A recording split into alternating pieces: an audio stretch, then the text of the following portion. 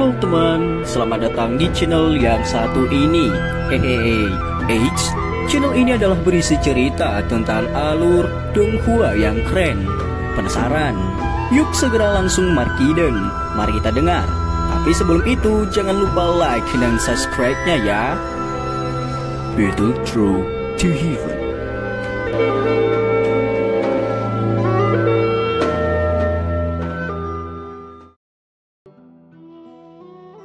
Melanjutkan dari cerita sebelumnya.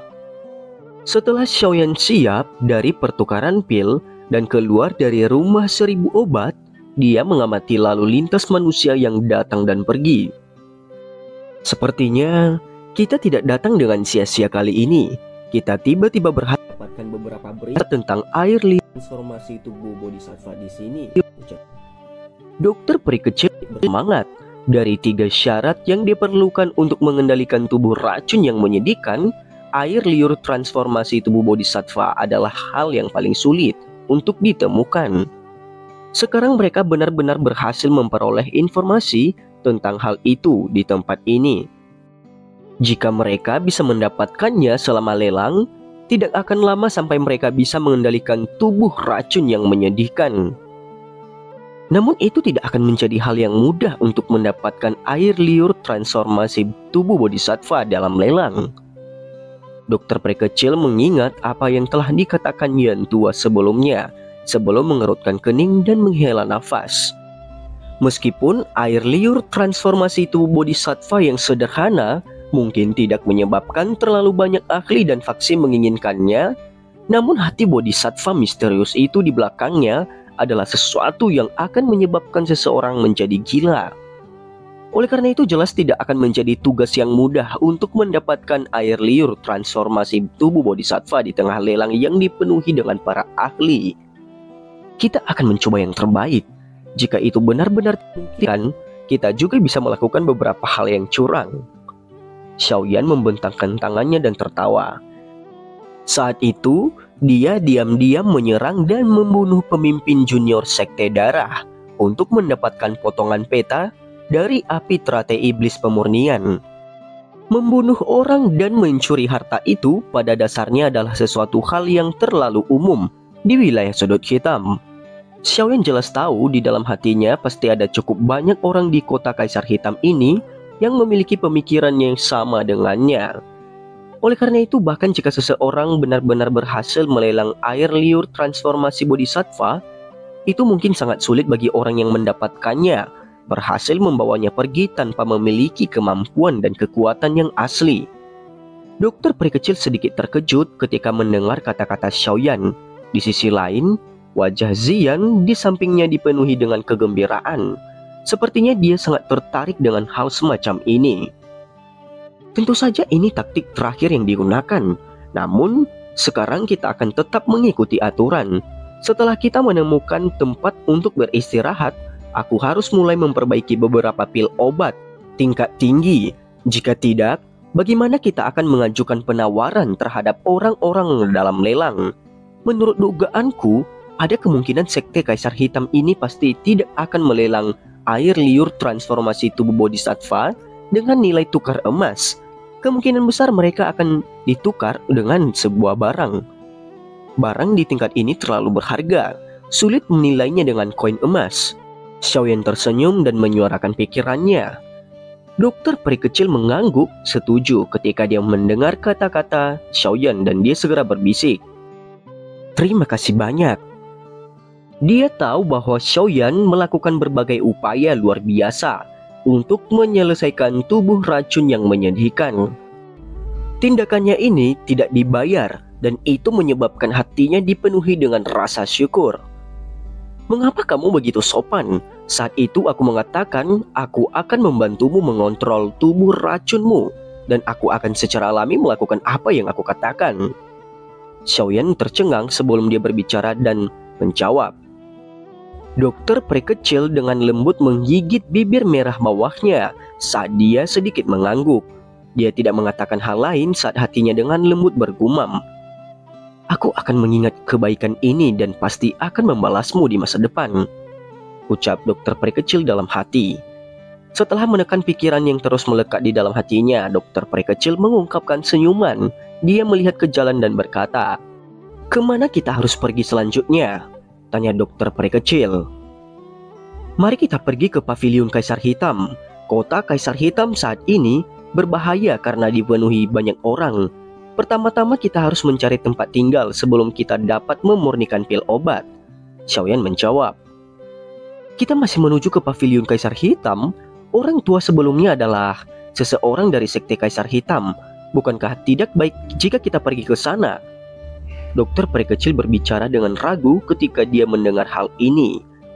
"Tidak ada yang perlu dikhawatirkan. Dengan kekuatan kita, sangat mungkin pemimpin sekte dari sekte Kaisar Hitam tidak akan datang dan menemukan masalah hanya karena dendam kecil selama dia bukan penipu." Dokter peri kecil secara acak mengangguk ketika dia mendengar desakan Xiaoyan. Dia hanya memberikan pengingat dan tidak merasa takut terhadap sekte Kaisar Hitam ini. Menjadi seorang elit Douzong, dia bisa menuju kemana saja di seluruh benua Daoqi. Sekte Kaisar Hitam ini tidak cukup untuk membuatnya merasa takut. Setelah itu Xiaoyan menanyakan keberadaan paviliun pada orang-orang di jalan. Setelah itu dia memimpin jalan. Paviliun Kaisar Hitam adalah tempat yang secara khusus digunakan oleh kota Kaisar Hitam untuk menghibur beberapa ahli terkenal dari wilayah sudut hitam. Orang-orang yang dapat menerima undangan dan tinggal di dalamnya adalah para ahli yang memiliki reputasi dalam wilayah sudut hitam, atau mereka adalah kepala dari faksi tertentu. Ada penjaga dari sekte Kaisar Hitam yang menjaga radius sekitar 100 meter dari paviliun berada. Orang biasa segera diusir begitu mereka mendekat. Pada saat kelompok Xiaoyan telah muncul di paviliun itu, tempat itu dipenuhi oleh banyak orang. Dengan penglihatannya, dia tahu semua orang yang berada di sini dipenuhi semua orang-orang yang kuat. Ini memang layak menjadi tempat menghibur para ahli. Mereka yang bisa masuk ke sini luar biasa. Tatapan Xiaoyan melihat sosok manusia yang sesekali berlalu. Dia diam-diam kagum.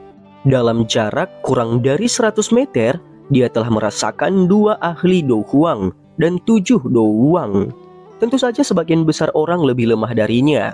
Sepertinya mereka harusnya menjadi pelayan dari beberapa pemimpin faksi. Ada tembok penjaga yang ditempatkan sekte Kaisar Hitam tidak jauh dari paviliun. Seorang pria tua berjubah biru berdiri di sana dengan senyuman. Orang ini tampaknya memiliki posisi yang cukup tinggi di dalam sekte itu. Berbagai ahli yang telah tiba akan tersenyum dan menyambutnya. Hanya dengan begitu mereka akan diizinkan memasuki pekarangan. Kelompok Xiaoyan mengikuti aliran manusia. Ketika mereka baru saja masuk, lelaki tua berjubah biru itu terus tersenyum ketika dia melangkah maju.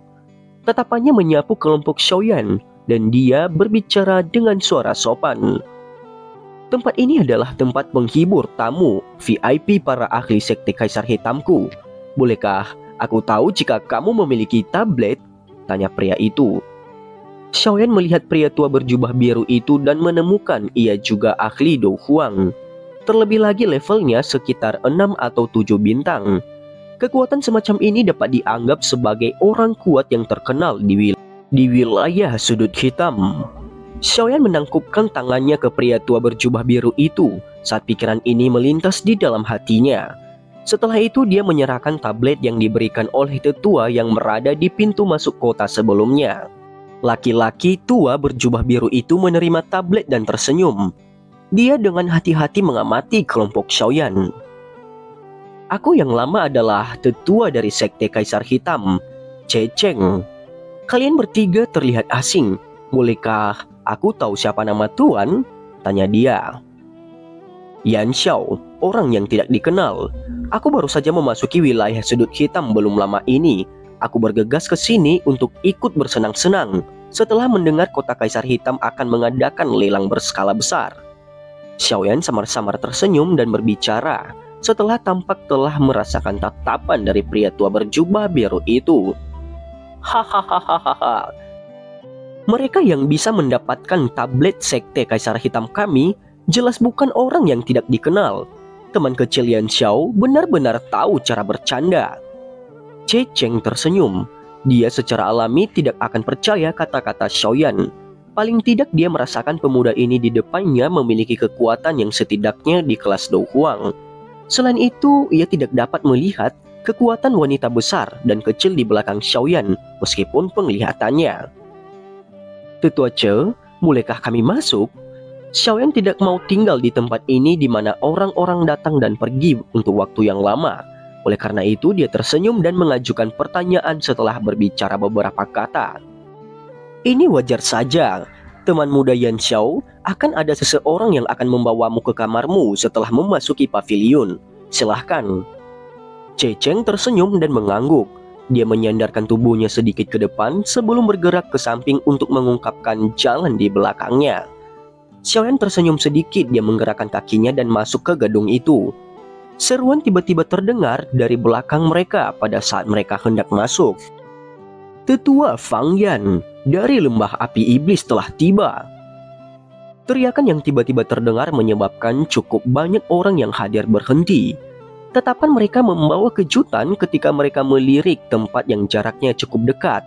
Sekelompok besar orang dengan cepat menuju dari sana. Ada seorang pria tua berambut merah yang mengenakan pakaian sederhana di tempat pemimpin. Dia melangkah dengan cepat. Tidak disangka orang yang memimpin grup dari lembah api iblis sebenarnya adalah Fang Yan tua, ucap tetua Ceceng. Hahaha.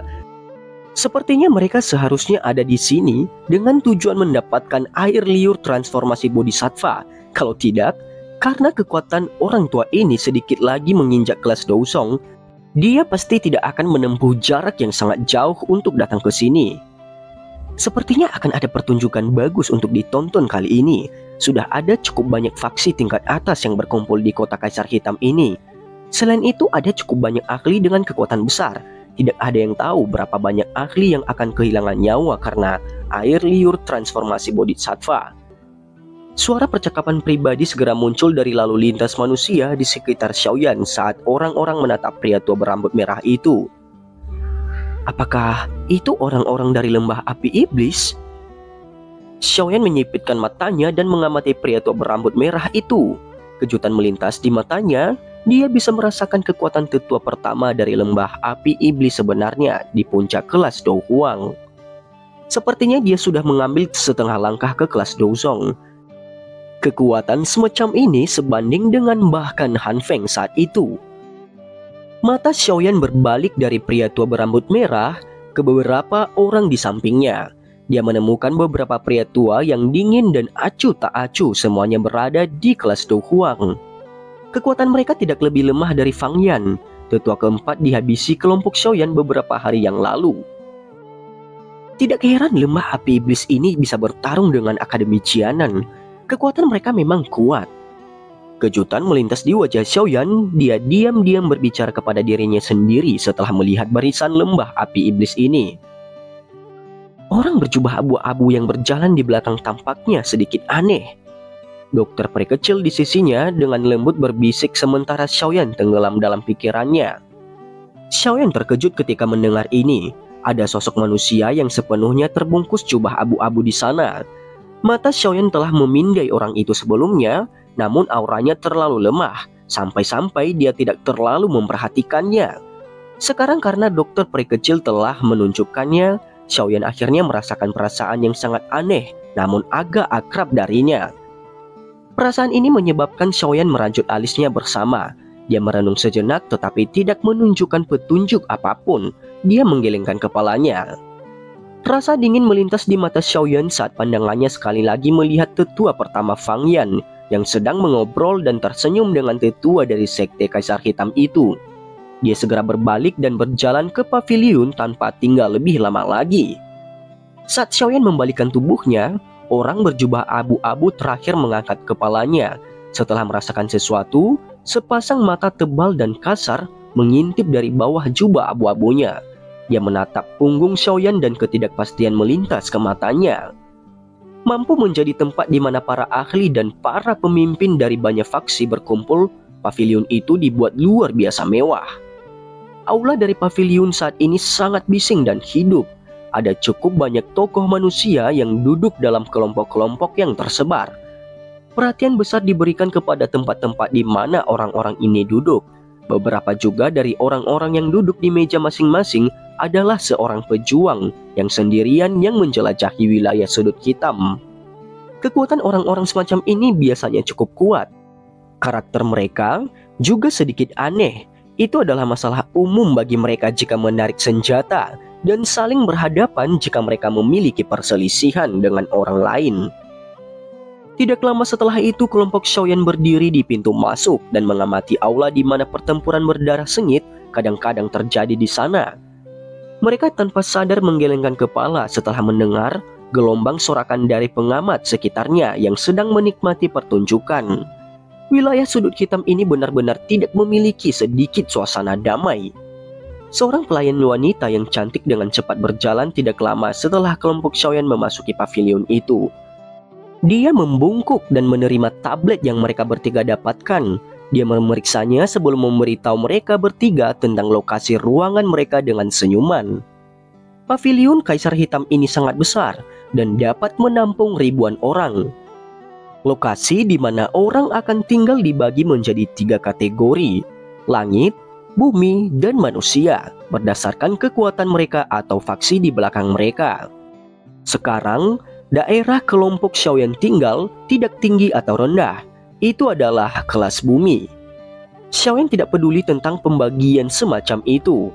Dari cara dia melihatnya, itu sudah cukup selama dia diberi ruang untuk memperbaiki pil obat tanpa terganggu. Xiaoyan tidak buru-buru untuk kembali ke kamarnya karena masih pagi.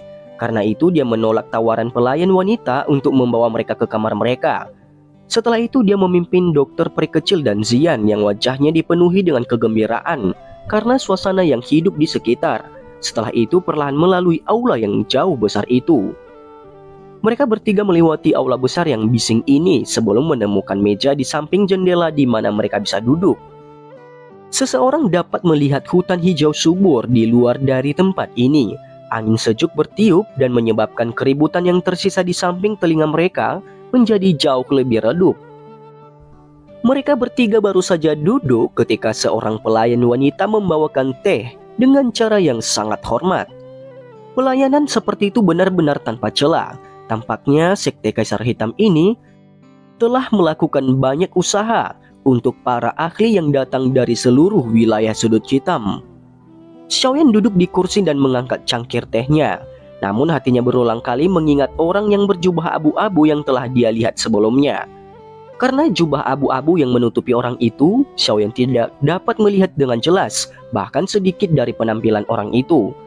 Alasan mengapa dia bisa merasakan perasaan yang samar-samar tidak asing, hanya bisa dikaitkan dengan persepsi spiritualnya yang sensitif. Aura orang itu dari awal sangat aneh. Meskipun kelihatannya sangat lemah, orang bisa merasakan seutas benang dari aura yang tidak biasa jika seseorang dengan hati-hati merasakannya. Aku belum pernah merasakan perasaan seperti ini sebelumnya. Setidaknya aku bisa mengatakan, orang berjubah abu-abu itu jelas bukan orang biasa seperti tampak dia dari luar. Dokter peri kecil dengan lembut berbicara. Dia muncul untuk mengetahui apa yang Xiaoyan pikirkan di dalam hatinya saat dia mengamati Xiaoyan. Xiaoyan samar-samar mengangguk. Dia juga merasakan orang berjubah abu itu sedikit terlalu tidak biasa. Namun dia tidak dapat mengingat siapa di antara orang-orang yang dia temui yang memberinya semacam perasaan tidak asing ini. Tidak peduli bagaimana dia mencoba mengingat. Selain itu, di bawah pemindaian kekuatan spiritualnya, dia benar-benar mengalami kesulitan untuk merasakan kekuatan roh pihak lain. Perasaan semacam ini seperti kabut yang menutupi segalanya.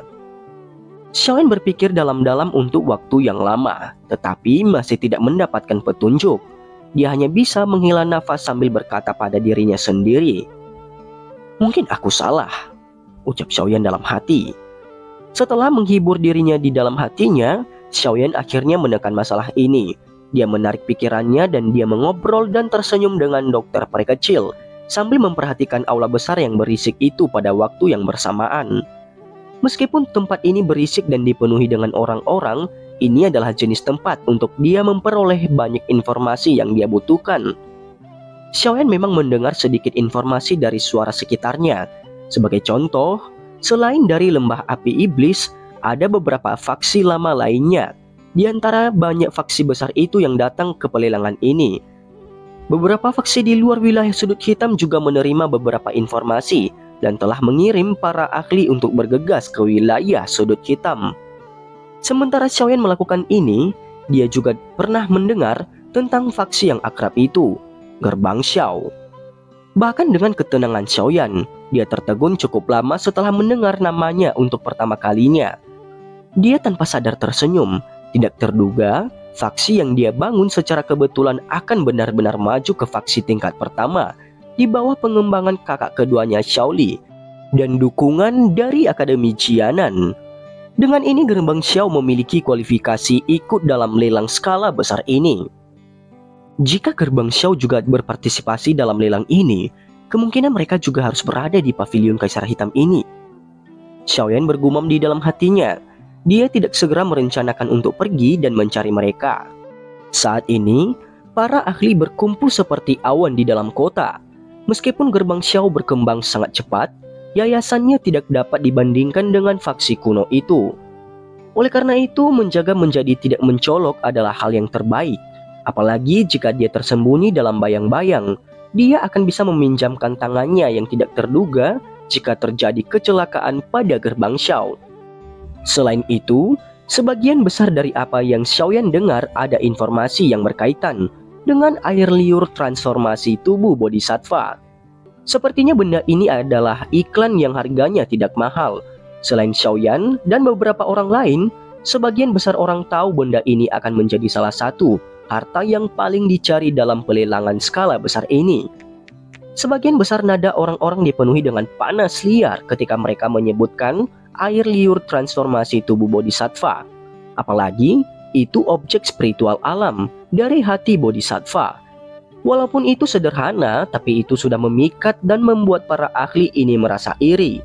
Bagaimanapun, selama seseorang itu mengonsumsi benda ini, seseorang akan dapat meningkatkan kekuatannya. Peningkatan dalam konstitusi ini memiliki daya tarik yang sangat besar bagi semua orang. Tidak ada yang akan berharap tubuh Xiaoyan sudah mencapai titik di mana dia tidak ada tanda-tanda peningkatan. Sepertinya kita sangat lambat dalam mempelajari ini. Hal-hal yang tidak dapat kita temukan untuk waktu yang lama adalah pengetahuan yang sangat umum di sini. Xiaoyan perlahan menarik pikirannya sebelum menghela napas ke dokter peri kecil dan Xian. Dokter peri kecil juga sedikit tersenyum setelah mendengar ini. Dia segera berkata, "Masih ada 3 hari sampai lelang dimulai. Sangat mungkin akan ada lebih banyak faksi dan para ahli bergegas ke kota Kaisar Hitam ini selama 3 hari. Wilayah sudut hitam ini bukanlah tempat yang bisa ditandingi oleh Kekaisaran Choyun bahkan Kekaisaran Chiama. Jumlah ahli di sini sangat banyak," ucap dokter peri kecil. Xiaoyan mengangguk. Wilayah sudut hitam ini dekat dengan tengah benua Daoqi. Karena suasana khusus dari tempat ini, sejumlah barang curian yang tak terhitung jumlahnya muncul di sini. Barang-barang itu akan sulit untuk dilelang di luar wilayah sudut hitam ini. "Ayo pergi, ini sudah larut. Kita akan beristirahat untuk 1 malam. Besok aku akan mulai memperbaiki beberapa pil obat yang bisa kita keluarkan. Jika tidak, apa yang akan kita gunakan untuk bersaing dengan orang-orang di lelang?" ucap Xiaoyan pada kelompoknya. Dokter peri kecil mengangguk. Mereka bertiga berdiri dari meja mereka. Mereka baru saja akan berbalik ketika aula tiba-tiba menjadi kacau. Setelah itu, sekelompok besar pria besar dengan wajah penuh niat jahat berjalan ke arah mereka dengan cara yang ganas. Xiaoyan mengerutkan kening dan melirik orang-orang besar itu dan menemukan tato serigala. Dia sedikit kaget. Kelihatannya, lebih dari 10 orang yang secara acak dia habisi di pintu masuk kota sebelumnya datang mencarinya. Sepertinya akan ada sedikit masalah. Dokter peri kecil melirik dan berbicara sembarangan. Xiaoyan pun mengangguk. Karena pihak lain sudah datang mencarinya, dia tidak buru-buru untuk pergi. Dia duduk kembali ke kursinya di tengah banyak tatapan terkejut. Matanya tenang ketika mereka menyaksikan sekelompok pria besar itu. Ada banyak ahli di dalam pavilion ini. Itu hal yang baik untuk tidak terlalu mencolok. Namun terus menghindar akan mengundang lebih banyak masalah. Kali ini mungkin kesempatan yang bagus untuk membunuh orang-orang itu dan membungkam yang lain. Sekelompok pria besar dengan aura ganas secara alami menarik cukup banyak mata di aula. Beberapa segera memancarkan hembusan terkejut. Apa? Tidak disangka bahkan Kuisa dan orang itu telah datang ke kota Kaisar Hitam. Dikabarkan bintang 1 Do Huang dibunuh oleh orang ini belum lama ini. Geng Kui serigala, semua kejam. Aku tidak tahu bagaimana bocah itu menyinggung mereka. Tetapi sepertinya dia akan mengalami kesulitan hari ini. Orang-orang besar bertelanjang dada penuh dengan aura ganas. Seperti serigala haus darah datang ke sisi meja kelompok Xiaoyan di bawah fokus banyak mata. Bung! Sebuah kaki besar diayunkan dengan kasar dan menghancurkan meja tempat mereka bertiga berada. Serpihan kayu terbang. Pria paruh baya yang wajahnya memiliki beberapa bekas luka adalah orang yang sangat suram. Matanya seperti pisau saat melihat Xiaoyan sebelum suara lantang terdengar di dalam aula ini. Bocah, apakah kamu orang yang membunuh seseorang dari geng Kui serigalaku di pintu masuk kota? Ucap orang itu. Dan cerita pun bersambung. Terima kasih telah mendengarkan Mimin sampai akhir ya. Dan jangan lupa nantikan cerita selanjutnya. Jangan lupa subscribe, komen, dan like ya.